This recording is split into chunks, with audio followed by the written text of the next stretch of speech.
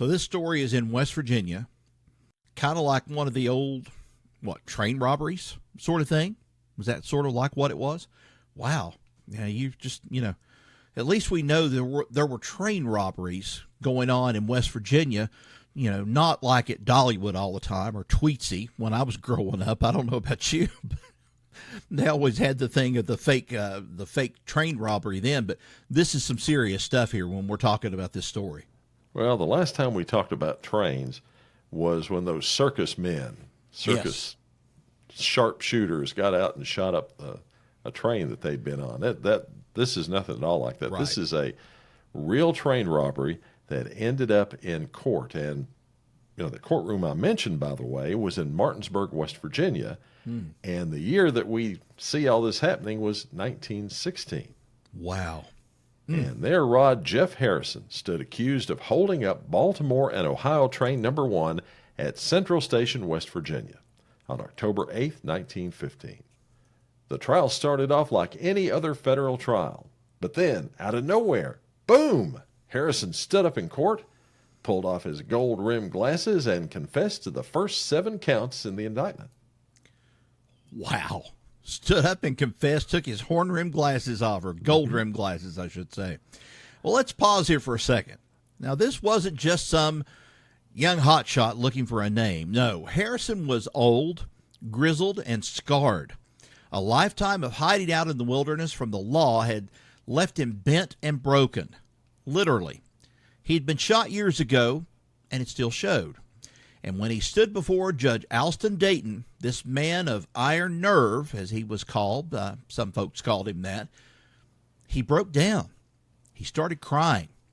He started shaking, trying to wipe away the tears from his face with a white handkerchief. And you're talking about a man who had recently robbed around 20 trains all around the South and Southwest, now reduced to tears in open court.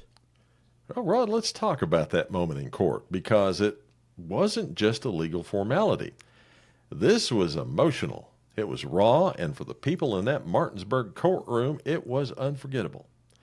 Now, the courtroom was packed that day, and you could cut the tension with a knife as Charles Jefferson Harrison, all grizzled and stiff, slowly rose from his seat. He wasn't just some ragged outlaw. He was wearing a suit, polished shoes, gold-rimmed glasses, and this man still looked like somebody's grandpa or a small business owner. But then he lifted his hands, slowly took off those glasses, and pulled out a white handkerchief. And that's when the dam broke. The tears just started falling. No theatrics, no speech, just a man who's finally run out of places to hide. Well, let's tell you this. The courtroom was silent. You could have probably heard a pin drop that day, as all eyes were on Jeff Harrison.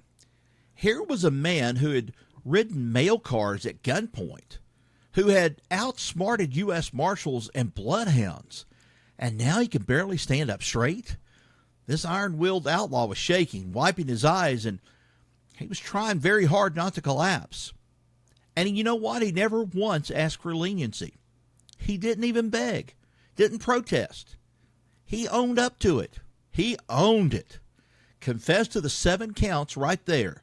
Mail robbery, conspiracy, theft of government property, the whole list. Then the U.S. Attorney, Walker, stood up and said essentially, that's enough. We move to drop the remaining 2 charges and recommend a 12-year sentence, which the judge granted. No jury, no more arguments, no more tears, because this case was done. But to really understand this moment, you have to hear the rest of the story, as someone once said. So let's go back a few years, 23 to be exact. And that takes us to Texas in the late 1800s. Harrison was living near his hometown when he joined up with some seasoned older train robbers and knocked over a mail train near Bibbville, Alabama. That job got real dark real fast. One of the mail clerks on the train ended up dead. Harrison was caught, tried, and sentenced to life in prison. But fate, or rather politics, intervened. You see, President William McKinley commuted that sentence to 10 years. Then along came Teddy Roosevelt, and he gave Harrison a full pardon. Let the man walk free, Rod. Well, And what did Harrison do with his second chance? It sure wasn't selling bubblegum on the street corner, that's for sure. You guessed it, he went back to robbing trains. But smart this time. No showboating. He operated in the shadows. Small hauls, $5,000, $6,000, well, $7,000 at a time maybe, but always enough to keep going. Never enough to raise red flags. Here's the kicker, though. While robbing trains across the South and the Southwest, Harrison kept up the image of a respectable San Antonio businessman. He owned a machine shop, and folks saw him as just another one of those hard-working Texans. Well, that all changed in 1915 when Harrison crossed paths with Henry Grady Webb, a plumber and a machinist from Alabama, and Eugene Diaz, another tradesman from Arkansas. The three men got together and planned what they were going to call, quote, their one last big job, end quote. And their target? A Baltimore and Ohio mail train loaded with a government shipment, currency, headed to banks out west. The Harrison gang, as they've come to be known, originally planned the robbery on October 7th, but a wrecked train passed through the area just before on the way to help a train that had wrecked, and Harrison called it off. Too risky. The next night, though, well, conditions were perfect. The gang boarded a train at Central Station, West Virginia, and detached the locomotive and mail car from the rest of the train. Harrison and Diaz covered the crew at gunpoint, then took control of the engine and drove it and the mail car on down the line. Once they reached a steep grade, they uncoupled the engine and just kind of let it coast down the hill unmanned. They then forced their way into the mail car where they found exactly what they were looking for: unsigned U.S. currency notes from the Treasury being shipped to banks out west. A total of $102,000 in 95 bundles. Wow. Well, here's the ironic part. Just a few feet away in the same car? What? Over $1 million in signed government banknotes. The real stuff. But they never saw it. That mistake ended up costing the trio their freedom. After the heist, the Harrison gang vanished into the woods. A posse led by U.S. Marshal C.E. Smith, called in from Fairmont by the Secret Service, brought his bloodhounds to do a thorough search in the West Virginia mountains for the robbers. Nearly catching them that morning, came within a mile as a matter of fact, but he and the posse took a wrong turn. The gang split up the money 3 ways, then took off in different directions. Harrison went back to San Antonio, resumed running his shop like nothing had ever happened. Diaz headed to Denver, where he got sloppy and was later arrested at the YMCA. And, Rod, that's when the dominoes then started to fall. In January 1916, a secretary working for Harrison unknowingly deposited one of those forged notes at her bank. The fake signature flagged it, and, you guessed it, investigators traced it right back to Harrison. Then came the biggest betrayal. Harrison's ex-wife, brought in as a witness for the prosecution, had told agents where he'd hidden the money, $28,000 buried under the concrete floor of his garage. They recovered the money and arrested Jeff Harrison for the train robbery. Now, the Harrisons had been divorced before the robbery, but apparently, even though she ratted on her ex, even though she'd come to Martinsburg to testify, well, this woman still had tears in her eyes. And Rod, here's where it gets real interesting, because once court adjourned, Harrison completely changed, and that's when he started bawling his eyes out as well. Yep. Jeff Harrison's tears dried up. The hunched posture straightened a bit. He started talking, not just to the guards, but to the assistant district attorney, the U.S. Marshal, and even the Secret Service detectives. He gave them everything: the planning, the execution, the escape, and even the breakdown of how they divided the money. Now remember, they'd already had most of the story from Eugene Diaz, so they really didn't need any of his confession. But Harrison apparently needed to get it all off of his chest, and his version matched up almost word for word with that of Diaz. Jeff Harrison didn't hold back. He even admitted he didn't know who Diaz was until after they were all caught, said he'd never heard of his name until after the arrest. Well, he told about how close the posse got, how Marshal Smith's men were just a mile away from the camp the day after the robbery.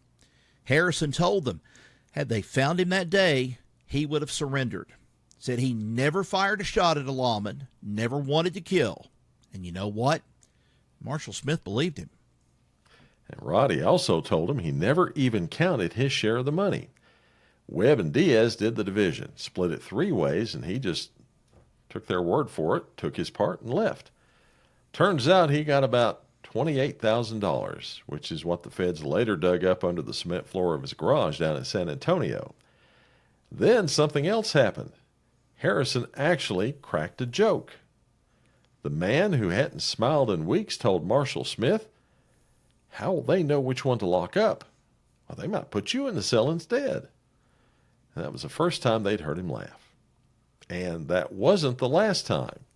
When the prison photographer took booking pictures, one with the guards and one solo, Harrison joked that he hoped his quote-unquote ugly face wouldn't break the camera.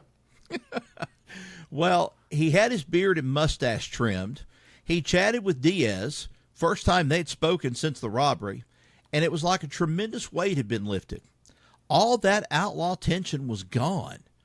There was this man who was transformed, sullen, withdrawn before the confession, and now relaxed, peaceful, even, well, it's like the weight of 20 years of secrets had finally come off of his shoulders. We all know how that can be sometimes. But that afternoon, he asked for a barber to clean him up, cut his bright red beard and mustache, and trim his hair. Spoke to Eugene Diaz for the first time since the night they had parted ways in the woods, and according to the guards, they sat and talked like two men who had just finished a long job. There was also one visit, quiet, emotional. A woman in black came to see him, grief in her eyes, trembling lips. And that was Harrison's ex-wife, who had been brought in as a government witness. Well, they hadn't spoken in a long time, but when they shook hands, well, those present said you could tell the love was still there, buried under years of hard roads and harder choices. Now, they divorced before the Central Station robbery, but there was something in that goodbye, like both of them knew this might be the last time they'd ever meet. She was going back to San Antonio. He was headed to the Atlanta Federal Prison for a 12-year stint. But here's the kicker. Harrison said he was shocked to learn that those 2 small mail bags they left behind on the train contained over $1 million in actual, authentic, signed government money. The real deal. And had they grabbed those instead, there would have been no way to trace it. They might have gotten away clean, but fate meant that they only took the unsigned notes, and that's how they got caught. You kind of got to fault them for a point, just not staking things out or looking at things from the big picture, only looking at one thing when in particular they could have probably really, like you said, racked up. But in the end, what brought Charles Jefferson Harrison down wasn't greed. It wasn't violence. It wasn't even the posse or the Secret Service. It was just a combination of bad timing, a suspicious bank teller, and a secretary trying to make a deposit, and maybe, just maybe, a little bit of a guilty conscience finally catching up with him. Yeah, indeed. And this is, one of these stories I like to tell because it has more to it than just, outlaws and shooting and violence and stuff. This is a bit of a touching story. Yep. And some folks might say, well, this guy's from Texas. What are we doing telling about that? Well, this happened in West Virginia. It just so happened that most of the rest of his story was out of Appalachia. But this is still one of those stories of Appalachia, that massive train robbery. And, the ironic fact that they had millions of dollars sitting there and they grabbed the wrong bag. Right. Instead of grabbing the one that had the money. It just amazes me that, he comes in there, and I've heard of these confessions before, but not in the same kind of way that he did in front of the court. I've heard of deathbed confessions and saying, yeah, I did it, I did this and stuff, but Whew, that takes a lot to go in front of a courtroom, just finally all of a sudden all your sins catching up with you and just weighing you down so much you had to just throw them off just for the sake of things, just to be able to breathe. And, I think there's some symbolism there too, because when he first was there, what was he doing? He was kind of hunched over, looking like he was in pretty bad shape. And then it was almost as if when he did declare all this and say that, yes, I did this, it was literally like somebody lifted weights off of his shoulders, and he was a different man altogether. Oh, yeah, and there he was, just taking pictures with the guards and getting his mug shot too, and smiling and all that. So, yeah, he just did what he needed to do and did the right thing.